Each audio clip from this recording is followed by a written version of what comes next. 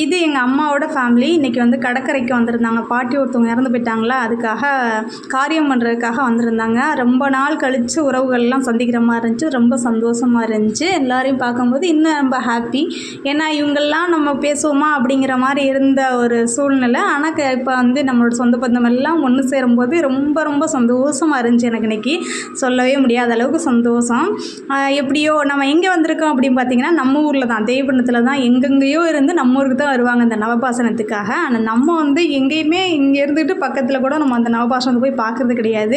ரொம்ப நாளைக்கு அப்புறம் போனோன்னா அந்த மேலே சீட்லாம் கூரையெல்லாம் போட்டிருந்தாங்க. ரொம்ப பார்க்குறதுக்கு அழகாக இருந்துச்சு. முன்னாடிலாம் நடந்து வரும்போது இந்த பாதை ஃபுல்லாமே வெயிலாக இருக்கும், காலெல்லாம் பயங்கரமாக சுடும். இப்போ வந்து கொஞ்சம் வந்து போகிறவங்களுக்கு ரொம்ப வசதியாக மேலே ஓடெல்லாம் போட்டு கொடுத்து சூப்பராக இருந்துச்சு.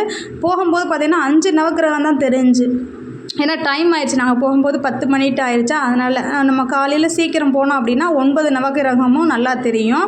கொஞ்சம் தண்ணி ஆழம் இருந்தனால இங்கே வந்து பெரும்பாலும் வந்து கடலில் அலை வராது நம்ம ஊரில். ஏன்னா கடல் அடைத்த பெருமாள் கோவில் அப்படின்னு சொல்லிட்டு ஒரு கோவில் இருக்குது. அது ஒரு ஹிஸ்ட்ரி சொல்லுவாங்க. அதோட ஃபுல் டீட்டெயில் நமக்கு வந்து தெரியல. ஆனால் நிறைய பேர் வந்து நம்ம ஊரை வீடியோ எடுத்து போட்டிருக்காங்க. ஆனால் ஃபஸ்ட் டைம் நான் தான் இப்போ தான் வந்து நம்ம நவபாசனத்தை எடுத்து போடுறேன். எனக்கு ரொம்ப ஹாப்பியாக இருந்துச்சு.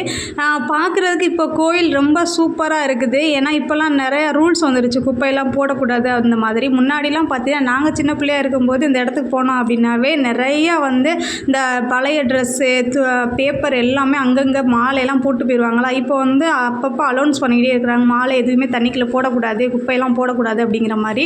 அதனால் பார்க்குறதுக்கு இப்போ நல்லா க்ளீனாக இருக்குதா.